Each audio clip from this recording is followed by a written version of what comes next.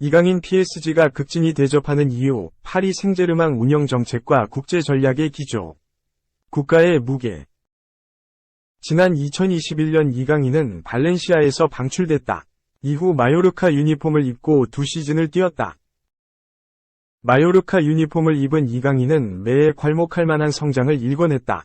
특히 지난 시즌에는 6골 6도움을 올리며 스페인 프리메라리가 정상급 선수로 인정을 받았다. 마요르카의 킹이라는 칭호도 받았다. 그리고 2023년 프랑스 거함 파리 생제르맹, PSG로 이적했다. 방출당한 선수가 폭발적 성장을 이뤄냈고 유럽 빅클럽에 입성했다. 2년 동안 이강인에게 무슨 일이 있었던 것일까? 이강인이 정상급 선수로 도약할 수 있었던 비결은 무엇이었을까? 폴란드 언론, 베슬로, 웨스틀로가 장문의 기사를 실었다. 이강인의 성장 이유와 원동력에 대해서다. 이강인이 폭발적 성장으로 PSG 유니폼을 입을 수 있었던 과정을 상세하게 다뤘다. 이 매체의 분석은 이렇다. 발렌시아는 후회 없이 이강인을 포기했다. 마요르카에서 이강인은 재능의 조각을 벗겨냈고 PSG에서는 수준 높은 선수라는 것을 다시 확인시켜 줄 것이다. 발렌시아가 이강인을 포기한 것은 놀라운 일이다. 그렇지만 이강인이 루이스 엘리케 감독의 새로운 프로젝트의 얼굴로 PSG에 상륙한 것은 놀라운 일이 아니다. 이강인이 가는 길은 평범하지 않았다. 발렌시아에서 방출된 후 마요르카에서 변화를 시도했다. 인상적인 변화였다. 전적으로 하비에르 아기레 감독 지휘 아래 부활했다. 아기레 감독은 이강인을 전적으로 신뢰했고 이강인도 이에 감사했다. 2시즌 동안 이강인은 마요르카에서 7골 10도움을 기록했다.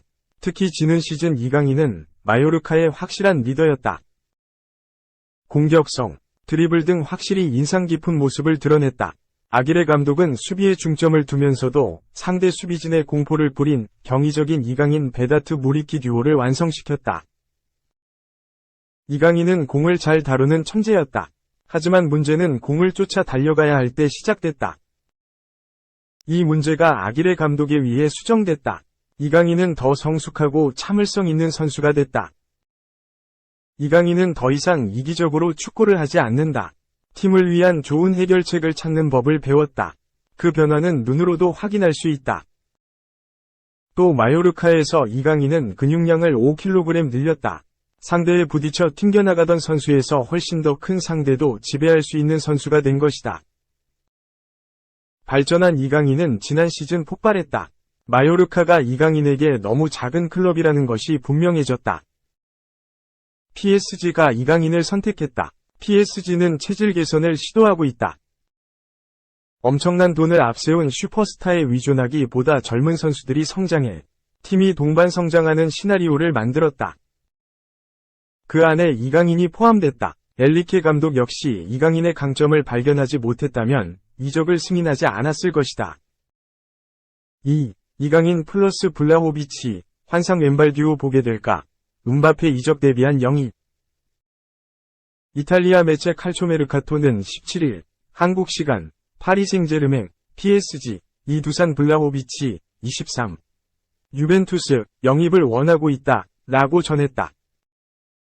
최근 구단과 불화가 심각해지고 있는 킬리안 음바페의 이탈을 대비하기 위해서였다. 블라호비치는 유럽에서 주목을 받기 시작한 지 얼마 안 된 최전방 공격수다. 2020에서 21시즌 피오렌티나 유니폼을 입고 이탈리아 세리에 A 37경기에 출전해 21골을 넣었다. 해당 시즌 리그 득점 4위에 올랐다. 그 다음 시즌에도 득점 행진은 멈추지 않았다. 전반기 22경기에서 17골을 넣는 괴력을 과시했다. 곧바로 빅클럽들이 관심을 드러냈다. 아스날이 적극적인 관심을 드러냈지만 최종 행선지는 유벤투스였다. 블라호비치는 겨울 이적을 선택하며 자녀 시즌을 유벤투스에서 보내게 됐다. 그런데 결과적으로 아쉬운 선택이 됐다. 유벤투스 유니폼을 입고 출전한 15경기에서 7골에 그쳤다.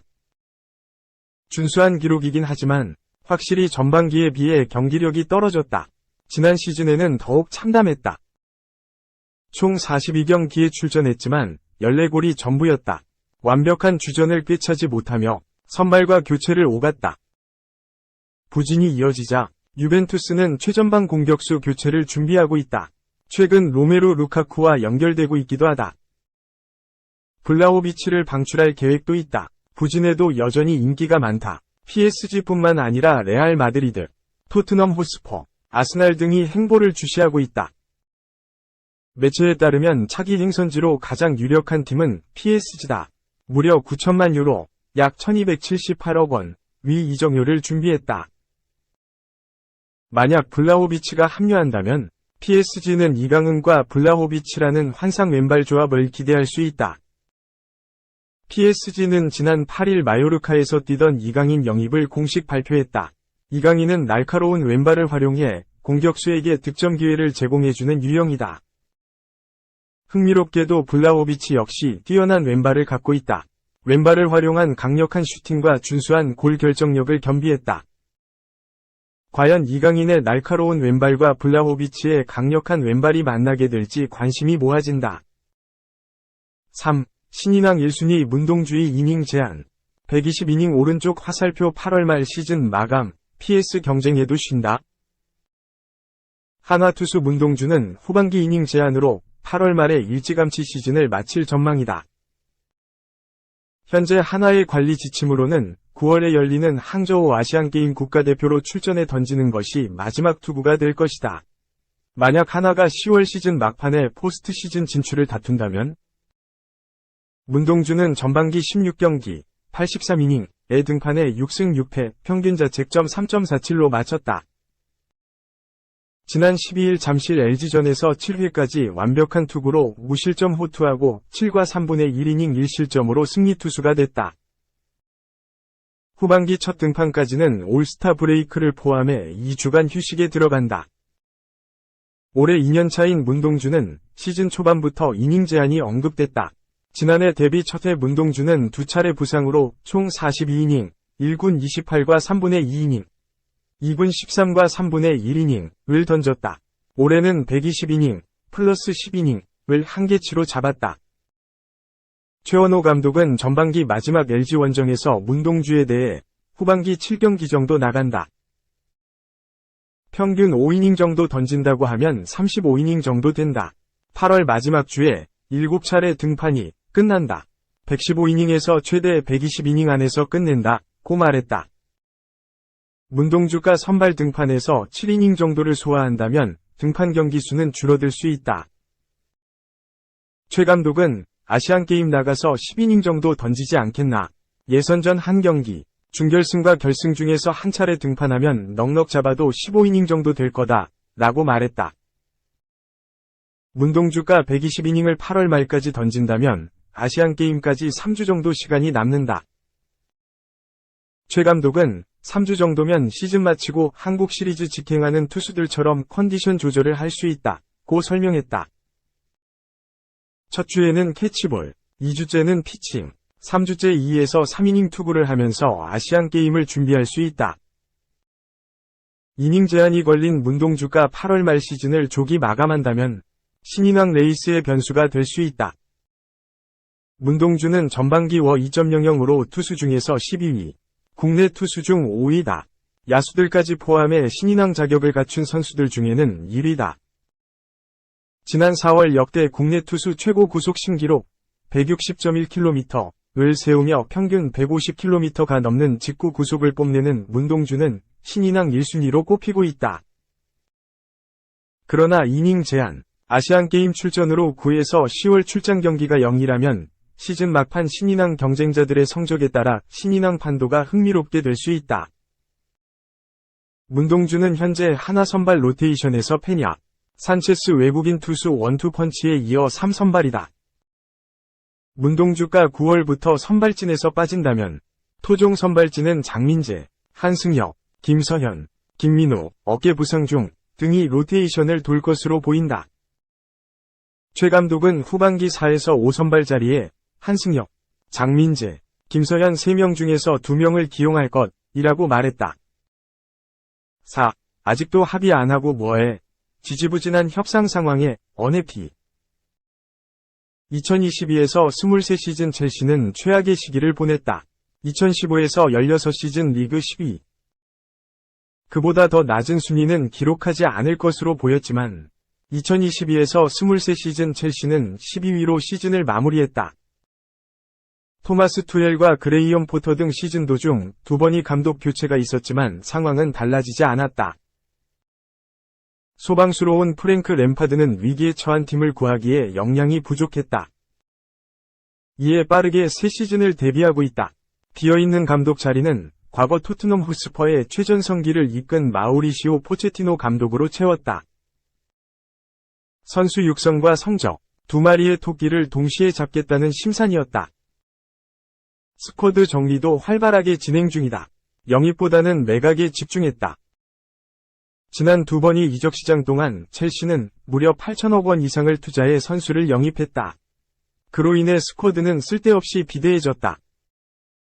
이에 곧바로 정리에 들어갔다. 은골로 칸테, 세자르 아스필리쿠에타, 압둘 라흐만 바바, TMU의 바카요코를 자유계약, FA으로 보냈고 카이 하베르츠, 메이슨 마운트, 마테오 코바시치, 칼리두 쿨리발리, 크리스티안 플리시치, 에두아르 맨디, 루벤 로프터스 치크를 팔아 3천억 원 이상을 벌어들였다.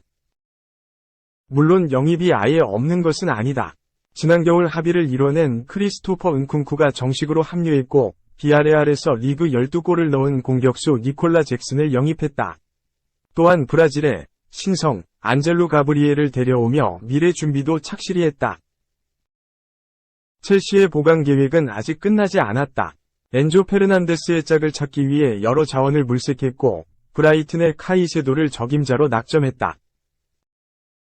본래 아스널과 영입 경쟁을 펼쳤지만 최근 아스널이 데클란 라이스를 영입하며 카이세도의 행선지는 첼시 쪽으로 기울었다. 첼시는 적극적이었다. 이들은 막대한 자금을 투자해 카이세도를 데려오고자 했다.